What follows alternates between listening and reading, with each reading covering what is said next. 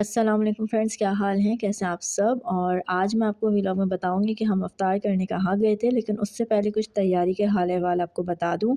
जैसा कि जब बच्चों को पता चल जाए ना कि आज मम्मा को रिलैक्स करने का दिन है, कोई काम नहीं करना, तो बच्चे इतना साथ देते हैं कि ना तो ख़ुद तैयार हो रहे होते हैं और ना ही मम्मा को तैयार होने देते हैं।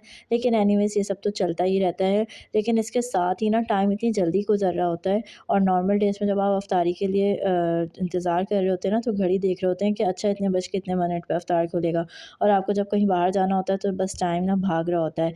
एनीवेज़ हमारी तैयारी बस जैसे-तैसे वो कंप्लीट हो गई थी and now we are ready to go. और जैसे ही हम बाहर निकले तो वेदर इतना ज़्यादा डस्टी हो रहा था। और रियाद में वैसे ओवरऑल सब चीज़ें बहुत मुझे बेस्ट लगती हैं, लेकिन यहाँ का वेदर जो है ना, ये हमेशा हमारे लिए प्रॉब्लम करता है।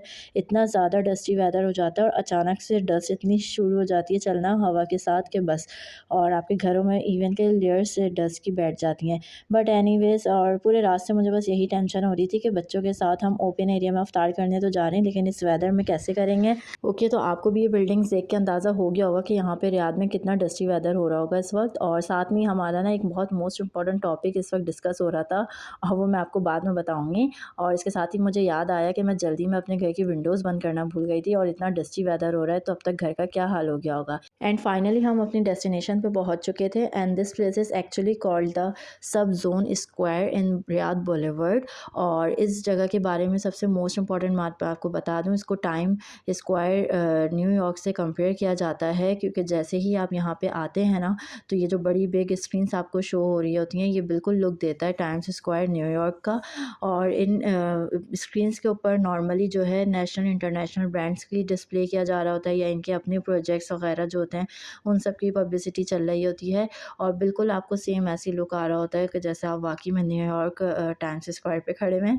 और बहुत खूबसूरत ये जगह लगती है फ़र्स्ट लुक में ही। और यहाँ पे इसके साथ ही कुछ फ़ैशन स्टोर्स बने हुए हैं और रेस्टोरेंट्स, कैफ़ेज़ इस पूरी लाइन में आपको यहाँ पे नज़र आएंगे। इसके अलावा तमाम नेशनल इंटरनेशनल ब्रांड्स भी यहाँ पे अवेलेबल होते हैं।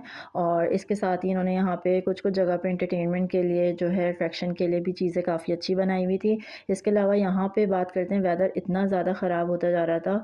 अभी जस्ट हम एंटर ही हुए थे और इतनी तेज़ तूफ़ानी हवाएं चलना शुरू हो गई थी, साथ में डस्ट भी थी। और इसको मैं गौर से देख रही थी कि कब गिरेगा हवा से, लेकिन ये गिरा नहीं। तो फिर हम आगे चले गए, लेकिन हवा काफ़ी तेज़ चल रही थी और हम भी कोशिश कर रहे थे कहीं सेफ़ जगह पे चले जाएं।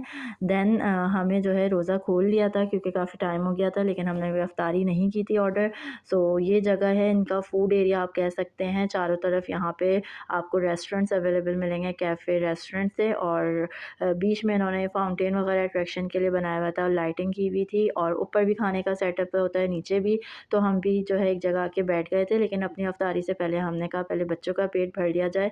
लेकिन आप लाख कोशिश कर लें बच्चों को पहले से सेट करने के लिए, लेकिन जब आप खाने के लिए रेडी होते हैं ना, तो बच्चे लाजमी जो है ना आपको परेशान करते हैं। और यहाँ पे भी कुछ ऐसा ही सीन क्रिएट हो गया था। हमने खाना ऑर्डर कर दिया था अपना, लेकिन बच्चों ने हमें जो है खाने की इजाज़त नहीं दी। पहले हमने बच्चों को सेट करने की कोशिश की, उसके बाद जो है ना फिर भी बच्चों का रोना धोना एज़ यूजुअल, ये तो फिक्स होता है। लेकिन मैं आपको दिखाती हूँ, सब छोड़ें, आपको मैं दिखाती हूँ हमने अफ्तार में क्या ऑर्डर किया था। हर्फ़ी हमने यहाँ से ऑर्डर किया था। इसके साथ हमें ना ये एक्स्ट्रा समोसे और खजूरें जो आप देख रहे हैं ये मिल गई थी हमारे ऑर्डर के साथ। और इनके समोसे जो है ना बिल्कुल भी अच्छे नहीं थे, लेकिन इनके सॉसेस मुझे बहुत यम्मी लगते हैं। और जो है हमने अपनी अफ्तारी स्टार्ट की। साथ में मेरा बहुत दिल चाहता है शौरमा खाने का। जब आप सऊदीया में रह रहे हों और अगर आप शौरमा ना टेस्ट करें तो मीन्स आपने कुछ भी नहीं किया। और जो है यहाँ पे सबसे हमारी कोशिश होती है कि हर दफ़ा हम कोई नया शौरमा जो है वो टेस्ट करें, और क्योंकि यहाँ पे इतनी वैराइटीज़ होती हैं सऊदीया में शौरमास की कि आपको मज़ा आ जाए खा के। और उसके बाद खाना वगैरह खाने के बाद हम थोड़ा आगे गए एंटरटेनमेंट प्लेस पे। और यहाँ पे आप देख सकते हैं, ये आई डोंट नो क्या है, यहाँ मैं कभी इसके अंदर गई नहीं, लेकिन बस हम वॉक करते करते आगे बढ़े। ये एक इन्होंने ग्लो बनाया हुआ था। यहाँ पे मैंने बड़ी कोशिश की अपने बच्चों की तरह अच्छी सी फ़ोटो शूट कर लूँ, लेकिन बच्चे तो बच्चे होते हैं, वो कहाँ टिकने वाले हैं। लेकिन मैंने अपनी तरफ से तो पूरी कोशिश की। और ये जगह भी मुझे बहुत अच्छी लगती है। यहाँ पे बहुत ज़्यादा लाइटिंग अट्रैक्शन के लिए इन्होंने बहुत अच्छी अच्छी चीज़ें बनाई हुई हैं। साथ में ये गर्ल है, इनके सर पे आप देख सकते हैं इतने सारे जो फ्लावर्स हैं ना, ये ओरिजिनल फ्लावर्स से इन्होंने इसको डेकोरेट किया हुआ है। ये मुझे बहुत अच्छी लगती है। उसके बाद ये मिरर साइड पे हम आए, ये पता नहीं क्या था, बंद हुआ हुआ था, इसकी कुछ वायरिंग वगैरह इन्होंने निकाली हुई थी। और मौसम इतना ज़्यादा ठंडा हो गया था कि उसके बाद जो है कॉफ़ी तो मस्त थी, तो हमने हॉट कॉफ़ी ऑर्डर की स्टारबक्स से। और एक ऑर्डर करने कोई आई हुई थी मोहतरमा, उन्होंने पूरा ही अपनी टीम के लिए ऑर्डर किया हुआ था, तो उसकी वजह से हमें काफ़ी देर लग गई, लेकिन फ़ाइनली मेरी कॉफ़ी का नंबर आ चुका था। एंड हमने कॉफ़ी जो है एंजॉय की इस मौसम में, क्योंकि बिल्कुल ऐसा लग रहा था कि आप दिसंबर के मौसम में आके यहाँ पे बैठे हुए हैं। और फिर हम थोड़ा और आगे गए, ये भी आप देख सकते हैं, इन्होंने इतना खूबसूरत लाइटिंग वगैरह की हुई होती है यहाँ पे कि बस आपका ना सारा जो है ना माइंड फ्रेश हो जाता है देख के। अच्छा, ये जो आपको नज़र आ रहे हैं ना, ये है रेस्टोरेंट एक्चुअली। इसके अंदर यहाँ रेस्टोरेंट बना हुआ था, उसके बाहर की मुझे बहुत अच्छा लग रहा था, तो मैंने कैप्चर किया।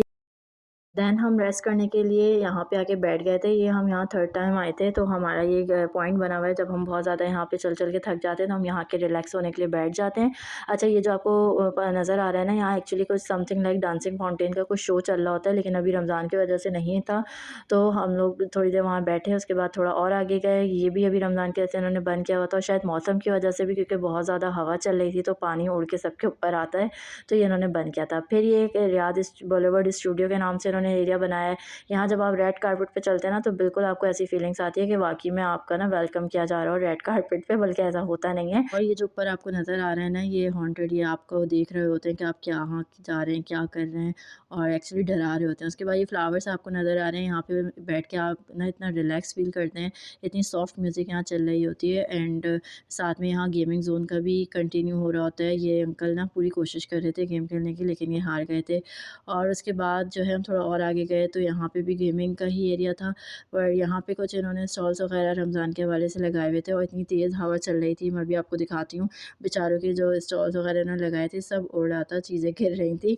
हम लोग भी बस निकलने की कोशिश कर रहे थे। फाइनली ये यहाँ बस एरिया वगैरह की भी सर्विस इन्होंने दी हुई है। फिर ये यहाँ पे कुछ एनिमल्स थे, पता नहीं कौन सा एनिमल था, मुझे समझ नहीं आया। फिर हम और थोड़ा आगे गए, तो यहाँ पे कुछ निकलते हुए ये गुड बाय का टाइम था, लेकिन उन्होंने हमें ना कहवा टाइप दिया। इतना मज़े का कोई कहवा था ये, पता नहीं किस चीज़ का कहवा था, लेकिन जो भी था बहुत मज़े का था। इमली टाइप और कुछ गुलाब के टाइप का कुछ इसका टेस्ट था। और निकलते-निकलते ना ये पी के जो है तबीयत बिल्कुल फ़्रेश हो गई। और बाहर निकलते ही इतनी ज़्यादा ठंड हो रही थी और इतना ज़बरदस्त कोई मौसम हो रहा था, और प्लस डस्ट ख़त्म हो चुकी थी, और साथ में मेरा व्लॉग भी।